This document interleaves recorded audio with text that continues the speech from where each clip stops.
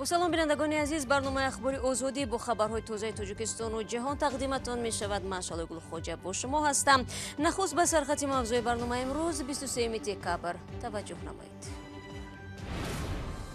در شمال تاجیکستان از آغاز انتقال گاز ازبکی خبر دادند. مسئولان میگویند فروش گاز اول به کارخانه‌های صنعتی صورت میگیرد.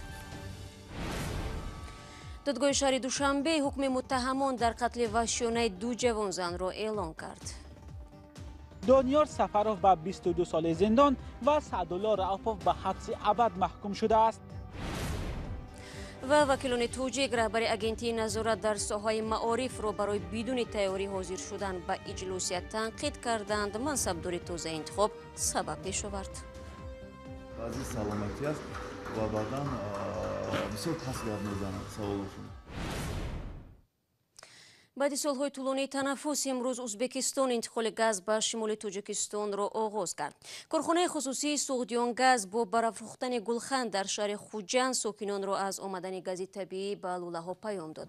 فروش گاز ازبکستان به تاجیکستان تقریباً 10 سال پیش در عهد اسلام کریمov قطع شده بود. حالا برخی از ساکنان خوجند که بنا به نبود گاز قبور آن را در خانه‌هایشان بریده بودند نگرانند که حتی در صورت دوباره انتقال شدن گاز طبیعی امکان استفاده آن را نخواهند داشت. عبدالله اشورف موضوع را ادامه می‌دهد. رهبر کارخانه سوغدیان گاز میگوید انتقال دیگر باره گاز طبیعی در نتیجه بستن شرطنامه با شرکت اوسترانسگاز با وجود آمده است. هر کوب گاز ازبکی $130 نرخ دارد. فروش گاز اول به کارخانه‌های صنعتی صورت میگیرد و با بیش از 100 مالکان آنها قرارداد امضا شده است. با تاکید فروشندگان گاز نرخ آن از 2 سومانی قیمت نخواهد بود.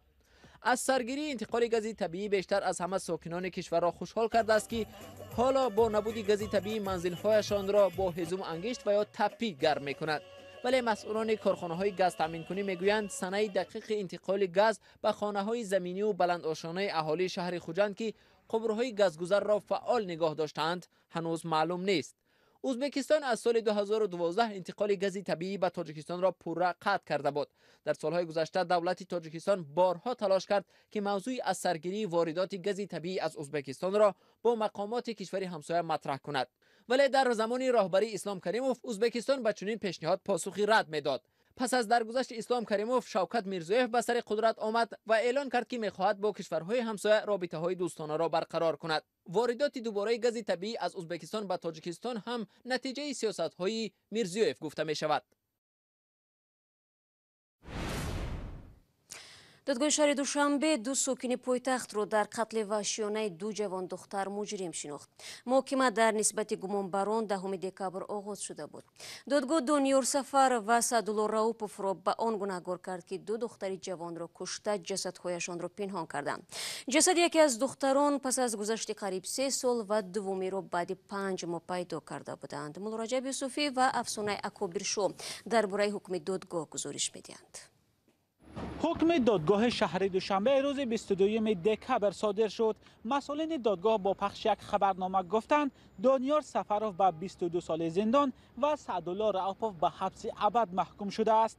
دادگاه آنها را به کشتار ایبدار کرد و مسئولین دادگاه در اظهارات گفتند گناهکاری این 2 نفر با دلیل‌های ردناپذیر ثابت شده است. نظر محکوم شده ها و وکیلان مدافعشان به حکم فعلا دسترس نیست. هر دوی آنها 28 ساله و ساکنان ناحیه اسماعیلی سامانه پایتخت هستند.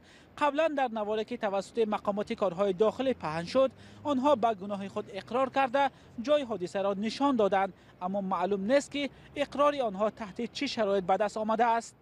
2 جوان تابستان امسال و بعد آن دستگیر شدند که مقامات جسد زمیرما حیدرova و مهرافروز خالمرزا را در محله خرنگانی ناحیه ورزا پیدا کردند.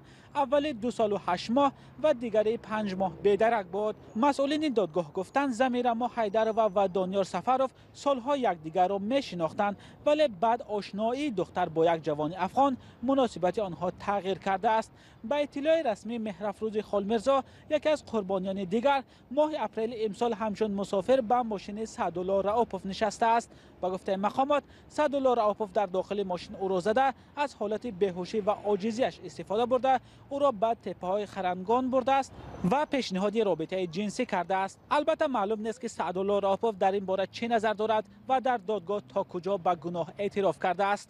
این حکم در حال اعلان شد که بعد از نشر ویدیوهای گمانداران، بسیاری از کاربران شبکه‌های اجتماعی از مقامات خواسته بودند به آنها جزای سخت بدهند. ادعای به تحقیق مستقلانه چنین حادثه‌ها دعوت دارند. سالهای اخیر قتل بخصوص در زمینه رشک در تاجیکستان افزوده است. متخصصان مشکلات اجتماعی، آماده نبودن نوجوانان به حیات جنسی، شهوت پرستی و همدیگر نافهمی را سبب این افزایش می‌نامند. دوستان عزیز، گزارش مولا رجب یوسفی رو تماشا کردید. حالا یک آگاهی پیشنهاد می شود. در ادامه از راه نیافتن سروزیر ارمنستان به برخی منطقه‌های کشورش و تنقید وکیلان توجیک از بی‌تیاری یک منصبدار نقل میکنیم. با ما بمانید.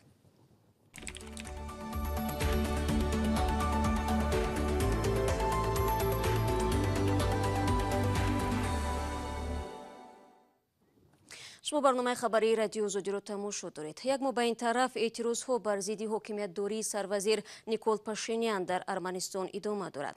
ناراضگی مردم بعد امضای سودشنامه قره‌باغ کوهی با آذربایجان شروع شد. ولی پاشینیان میگوید جمهوری راهی بجز از خارج شدن از زمین‌های اشغال نموده را نداشت. هفته روان اعتراضگران امکان ندادند که سروزیر ارمنستان از منطقه جنوب و شرقی کشورش دیدن کند. مومن احمدی با تفصیلات بیشتر. روزی دوشنبه صدها اعتراضگر یک بخش شاهرای کنار گاریس ولایت سیونیک ارمنستان را بسته امکان ندادند که سروزیر این کشور نیکول پاشینیان از این استان جنوب و شرقی بازدید به عمل آورد. در ماه نوامبر پاشینیان شرایط آتشبس قره‌باغ کوهی را که از طرف مسکو مطرح شده بود پذیرفته زیر فشار قرار گرفت. مقامات شهردار گاریس اروشنیان را که سرپرست اعتراض نامیده می شود بازداشت کردند. در صحبت با ساکنان ولایت سیونیک، سروزیر پاشینیان راهبندی را اغوا نامیده اعلان کرد که زیارتش از شهرهای گاریس، کپن و دیگر نواحی این استان هممرز با ایران را لغو می کند. ساکنان ولایت سیونیک میگویند بعد تسلیم بعضی ناحیه‌های منطقه قره‌باغ کوهی به تصرف آذربایجان آنها خود را امن احساس نمی‌کنند. به قول آنها امنیت در شهرهای پیوست کننده گاریس و کپن هم تامین نیست.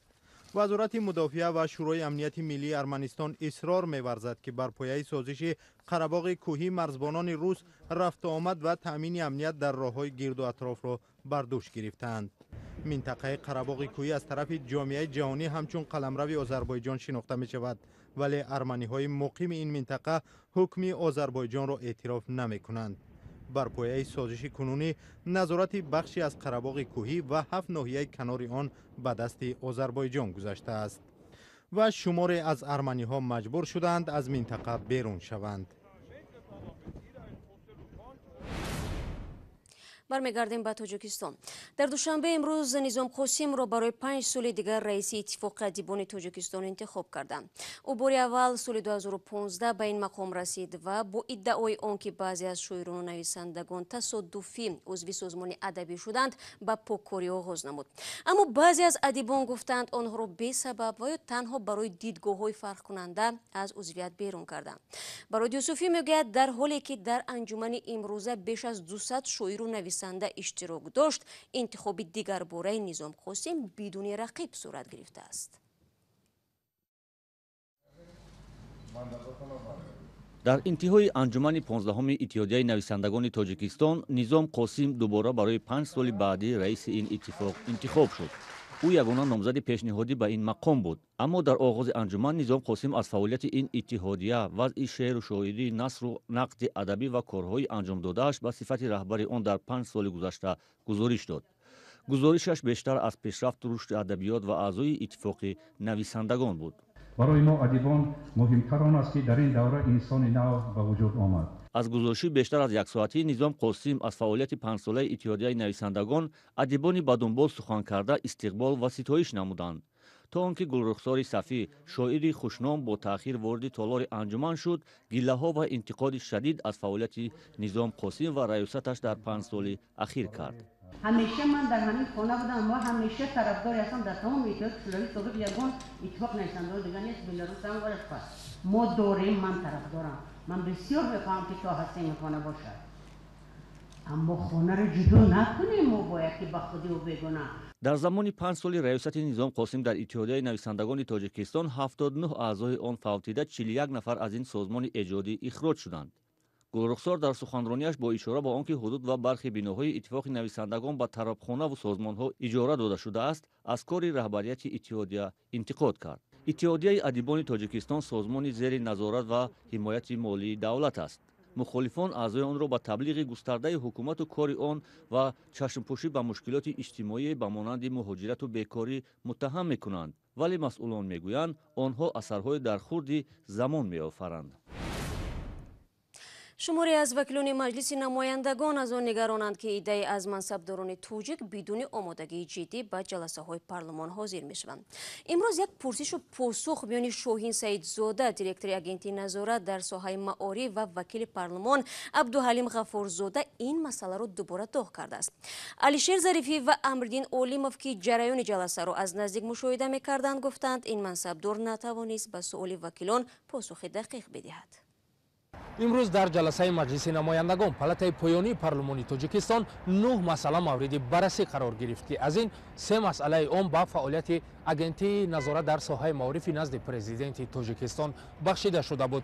Шоҳин Саидзода раҳбари ин агентии зимни муаррифии ин тағйиру иловаҳо ки асосан тағйироти имлоӣ дар баъзе аз қонунҳо мебошад, ба суолҳои вакилони парлумон посух гуфт ва посухҳои ӯ баъзе аз вакилонро қонеъ накард ва Саҷафар Усмонзода вакили парлумон ба Шоҳин Саидзода гуфт ки мин баъд ба ҷаласаҳои парлумон бо тайёрии беҳтар ҳозир шавад. Баъд аз анҷоми ҷаласа Шоҳин Саидзода дар суҳбат ба радиои Озодӣ гуфт ки вазъи саломатиаш чандон хуб набудааст.